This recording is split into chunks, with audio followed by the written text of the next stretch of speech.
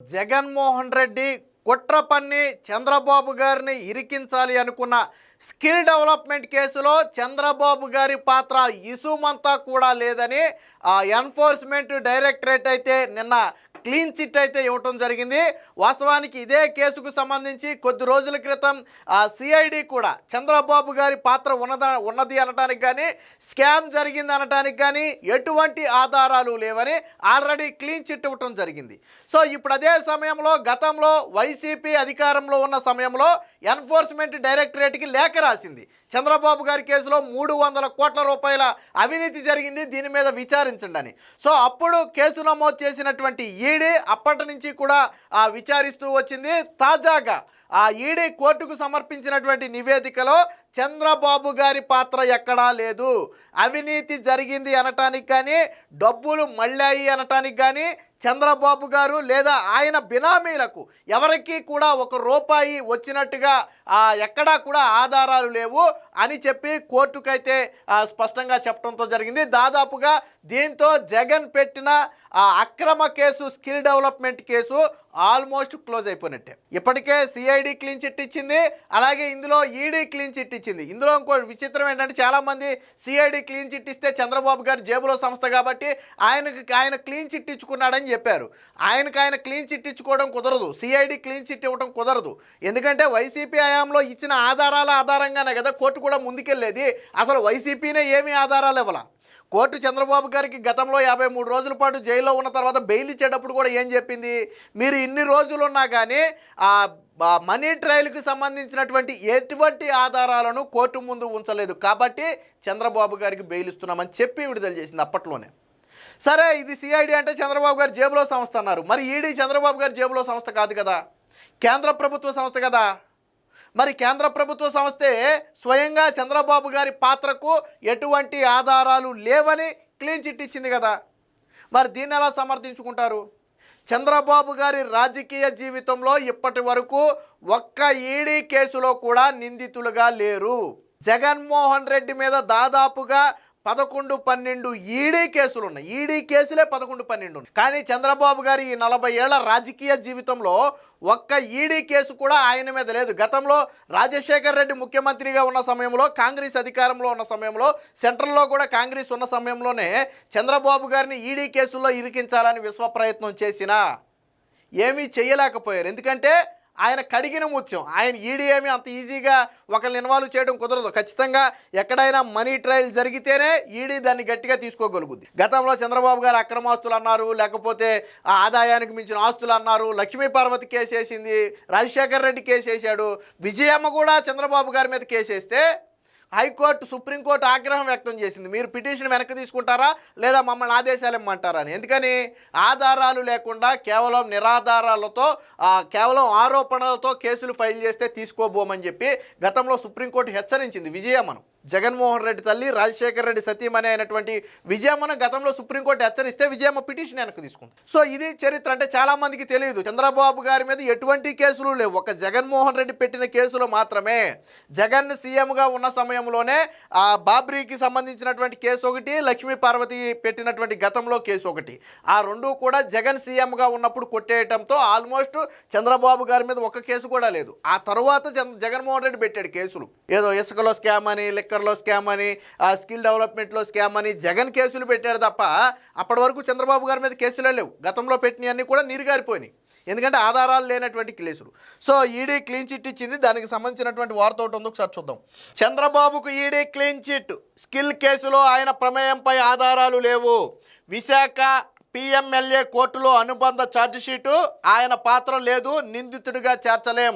ED ఛార్జిషీటును పరిగణలోకి తీసుకున్న court ఈ కేసులో గత నెలలోనే ఆయనకు సిఐడి క్లీన్ చిట్, నాడు నానా గగ్గోలు పెట్టిన జగన్ అండ్ కో నేడు ఈడీ తేల్చేయడంతో మూతబడిన నోళ్ళు.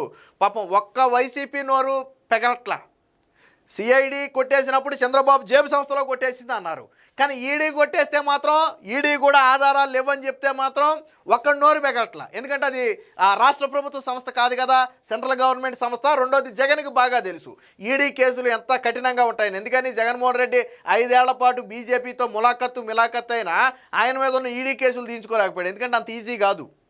కాబట్టి ఆయనకు తెలుసు, జగన్కి తెలుసు ఈడీ క్లీన్ చిట్ ఇచ్చిందంటే అందులో ఏమీ లేనట్టే. కాబట్టి ఇప్పుడు ఒక్కడు నోరు తెరవట్ల.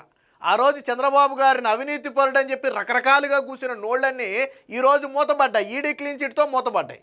అసలు ఈడీ క్లీన్ చిట్ దాకా అక్కర్లా, మీకు 53 రోజులు చంద్రబాబు గారు జైల్లో ఉన్నప్పుడు కోర్టే చెప్పింది, మీరు మనీ ట్రయల్కు సంబంధించి చంద్రబాబు గారికి కానీ, చంద్రబాబు గారి కుటుంబ సభ్యులకు కానీ, లేదా ఆయన తాలూకా వ్యక్తులకు కానీ అమౌంట్ మళ్ళింది అనటానికి ఎటువంటి ఆధారాలు మీరు ఇవ్వాల. అందుకనే మేము ఆయనకు బెయిల్ ఇస్తున్నామని చెప్పి చంద్రబాబు గారికి బెయిల్ ఇచ్చేటప్పుడు కోర్టు చెప్పింది. అంటే 53 రోజుల పాటు చంద్రబాబు గారిని అరెస్ట్ చేసి 53 రోజులు ఆయన జైల్లో ఉంటే వీళ్ళు కనీస ఆధారాలు కోర్టుకి ఇవ్వాల. ఆ రోజే ఇవ్వాల, ఇప్పుడు కాదు. ఎందుకని? ఆ రోజే వాళ్ళ దగ్గర లేవు, జగన్మోహన్ రెడ్డి దగ్గర ఆ రోజే లేవు, కాబట్టి ఆ రోజే ఇవ్వాల. సో ఇప్పుడు ఈడీ కూడా క్లీన్ చిట్ ఇచ్చింది. స్కిల్ డెవలప్మెంట్ కేసులో కేంద్ర ప్రభుత్వ ఏజెన్సీ ఎన్ఫోర్స్మెంట్ డైరెక్టరేట్ కూడా ముఖ్యమంత్రి చంద్రబాబుకు క్లీన్ చిట్ ఇచ్చింది. ఈ కేసులో కొందరు ప్రభుత్వ నిధులు మళ్లించినట్లుగా ఆరోపణలు ఉన్నప్పటికీ చంద్రబాబు పాత్ర మాత్రం లేదని పేర్కొంది. అందువల్ల ఆయన్ను ఈ కేసులో నిందితుడిగా చేర్చలేమని తెలిపింది. గత నెల 28న విశాఖపట్నంలో ప్రత్యేక PMLA అంటే మనీ లాండరింగ్ నిరోధక చట్టం కోర్టులో తాను దాఖలు చేసిన అనుబంధ ఛార్జ్షీట్లో న్యాయస్థానాన్ని పరిగణలోకి తీసుకుందని చెప్పి ఈడీ ఓ ప్రకటనలో వెల్లడించింది. దీంతో దేశవ్యాప్తంగా సంచలనం సృష్టించిన తప్పుడు కేసులో చంద్రబాబును అరెస్టు చేయడంతో ఇప్పుడు ఈడీ ప్రకటనతో అది తప్పుడు కేసు, జగన్మోహన్ రెడ్డి రాజకీయ కక్షతోనే చంద్రబాబు గారిని జైల్లో పెట్టాడు తప్ప అవినీతి చేసినందుకు కాదు అని ఈరోజు ప్రపంచవ్యాప్తంగా ఉన్న వాళ్ళందరికీ కూడా అర్థమైంది. ఆ రోజు చంద్రబాబు గారి అరెస్టు సమయంలో ప్రపంచవ్యాప్తంగా ఉన్న తెలుగు వాళ్ళందరూ కూడా స్పందించారు. జగన్మోహన్ రెడ్డి అరెస్ట్ అయితే కుటుంబ సభ్యులు తప్ప ఎవడు స్పందించలే దాన్ని. కానీ చంద్రబాబు గారు అరెస్ట్ అయితే ప్రపంచవ్యాప్తంగా ఉన్న తెలుగు వాళ్ళందరూ స్పందించారు. ఎందుకంటే రాజకీయాలకు అతీతంగా చంద్రబాబు గారికి మద్దతుగా నిలిచారు. ఎందుకనంటే ఆయన నీతి నిజాయితీ అలాంటిది. 40 ఏళ్ల రాజకీయ జీవితంలో ఎప్పుడూ అవినీతికి పాల్పడినట్లు కానీ లేదా అవినీతిని ప్రోత్సహించినట్లు కానీ ఆయన చరిత్రలో లేదు. మీరు గుర్తుపెట్టుకోండి, చంద్రబాబు గారు ముఖ్యమంత్రి అయిన తర్వాత ప్రతిపక్షంలోకి వస్తున్నాడు, ఆయన మళ్ళీ ముఖ్యమంత్రి అవుతున్నాడు, మళ్ళీ ప్రతిపక్షంలోకి వస్తున్నాడు. కానీ ఎవరు ఏమీ చేయలేకపోతున్నారు. ఎందుకని చంద్రబాబు గారిని ఎందుకు ఏమీ చేయలేకపోతున్నారంటే ఆయన దగ్గర ఏమీ లేదు, అవినీతి ఆరోపణలే తప్ప ఆయన చేసిందేమీ లేదు. అలాగే చంద్రబాబు గారి దగ్గర పనిచేసిన ఏ అధికారి కూడా అవినీతి ఆరోపణలు ఇరుక్కోవాలి. మీరు అది కూడా చూడండి. ఫర్ ఎగ్జాంపుల్ రాజశేఖర్ రెడ్డి అప్పుడు తీసుకోండి, శ్రీలక్ష్మి కావచ్చు, లేదా ఇంకా కొంతమంది ఉన్నారులేండి, వాళ్ళందరూ ఏమైపోయారు? జగన్మోహన్ రెడ్డి హయాంలో తీసుకోండి, ఇప్పుడు అవినీతి కేసులో అరెస్ట్ అయిన ఆ లెక్కర్ స్కామ్లో అరెస్ట్ అయినటువంటి వాసుదేవరెడ్డి కావచ్చు, లేదా మాజీ సీఎం కృష్ణమోహన్ కావచ్చు, వీళ్ళందరూ ఎవరిళ్ళు? అంటే జగన్మోహన్ రెడ్డిని నమ్ముకున్న వాళ్ళు అవినీతి కేసుల్లో జైలు పాలవుతుంటే చంద్రబాబుని నమ్ముకున్నవాడు ఏ రోజు కూడా కోర్టు ముందు దోషిగా నిలబడాల. అది చంద్రబాబు గారి గొప్పతనం. సో దీనికి సంబంధించిన మరొక వార్తను చూద్దాం. రాష్ట్ర రాజకీయాల్లో కీలక మలుపుకు కారణమైన స్కిల్ కథ దాదాపుగా ముగిసినట్లేనని న్యాయ నిపుణులు అంటున్నారు. చంద్రబాబుకు ఎలాంటి సంబంధం లేని ఈ కేసులో ఆయన్ను ఇరికించి అక్రమంగా అరెస్టు చేసి 53 రోజులు రాజమండ్రి సెంట్రల్ జైల్లో పెట్టి సరైన సౌకర్యాలు కూడా కల్పించకుండా నరకయాతన పెట్టిన సంగతి అందరికీ తెలిసిందే. గతంలో గగ్గోలు పెట్టినటువంటి వైసీపీ నాయకులు కావచ్చు, సోషల్ మీడియా కావచ్చు, ఇప్పుడు ఈడీ మూసివేసేసరికి ఒక్కరు కూడా నోరు మెదిపి దీని మీద మాట్లాడే ధైర్యం చేయట్లేదు. ఎందుకంటే ఈడీకి కేసును అప్పగించిందే వైసీపీ ప్రభుత్వం. వైసీపీ అధికారంలో ఉన్నప్పుడే ఈడీ కేసు నమోదు చేసి విచారణ ప్రారంభించింది. కాబట్టి ఈడీ కొట్టేసింది అంటే ఇప్పుడు వాళ్ళు నోరు మెదపలేరు. ఎందుకంటే ఇది ఆళ్ళుండగా తీసుకొచ్చినటువంటి సంస్థ, ఆళ్ళుండగా నమోదు చేసిన కేసే ఇది. కానీ గతంలో 2023 సెప్టెంబర్ 9న అర్ధరాత్రి చంద్రబాబు గారిని అరెస్ట్ చేసి దాదాపుగా 53 రోజుల పాటు ఆయన్ని జైల్లో పెట్టి చిత్రహింసలకు గురి చేశారు. ఒక రకంగా ఆయనకు కనీస సౌకర్యాలు కల్పించమని చెప్పి మళ్ళీ తిరిగి కోర్టును అడగాల్సిన పరిస్థితి ఆ రోజు వైసీపీ ప్రభుత్వం తీసుకొచ్చింది. సరే, జగన్మోహన్ రెడ్డి అరెస్ట్ చేయడం ఫలితమేనో లేకపోతే ఇంకోటో తెలియదు, కానీ ఈరోజు ఎన్ని సీట్లకు పరిమితం అయ్యడం మనందరం చూసాం. వాస్తవానికి మనకి చాలామంది చెప్పేది ఏంటంటే చంద్రబాబుని అరెస్ట్ చేయొద్దు, చంద్రబాబుని అరెస్ట్ చేస్తే రాజకీయంగా పార్టీకి తీవ్ర నష్టం జరుగుతుంది, అది మన పార్టీని పుట్టముంచుతుంది అని కొంతమంది సీనియర్లు జగన్కి చెప్పినప్పటికీ జగన్మోహన్ రెడ్డికి ఒక సైకో ఆనందం ఉంటుంది. అంటే ఆయన ఒక ట్రాన్స్లో ఉంటాడు, తను ఏది కావాలనుకుంటే అదే జరగాల. ఇప్పుడు రఘురామకృష్ణరాజుని అరెస్ట్ చేసి కొట్టించాలి అంటే కొట్టించాలి అంతే, చంద్రబాబు నాయుడుని అరెస్ట్ చేయాలంటే అరెస్ట్ చేయాలంతే. అంతే తప్ప రాజకీయ ప్రయోజనాల గురించి సీనియర్లు చెప్పేదో లేదో అనుభవం ఉన్న వాళ్ళు చెప్తేనో జగన్మోహన్ రెడ్డి వినడు. ఎందుకంటే నా అనుభవంతోనే నేను 151 సీట్లు తెచ్చానని అప్పట్లో జగన్మోహన్ రెడ్డికి నెత్తి మీద ఉండేయాలండి కొమ్ములు. కాబట్టి ఎవడు మాట వినేవాడు కాదు. ఆ రోజు కూడా చంద్రబాబు జోలికి వెళ్ళొద్దనే చెప్పారంట చాలామంది. వైసీపీ నేతలు ఓడిపోయాక చెప్తున్నారు. నెత్తి నోరు కొట్టుకుని చెప్పాను చంద్రబాబు జోలికి వెళ్ళొద్దని. చంద్రబాబు విషయం మీకు అందరికీ అర్థం కావట్లేదు. చంద్రబాబుని టచ్ చేస్తే పరిస్థితులు దారుణంగా ఉంటాయి, వ్యవస్థ మొత్తం ఏకమైపోద్ది, ఇబ్బందులు ఎదురవుతాయి, అక్రమ కేసుల్లో మనం ఇరికించలేము చంద్రబాబుని.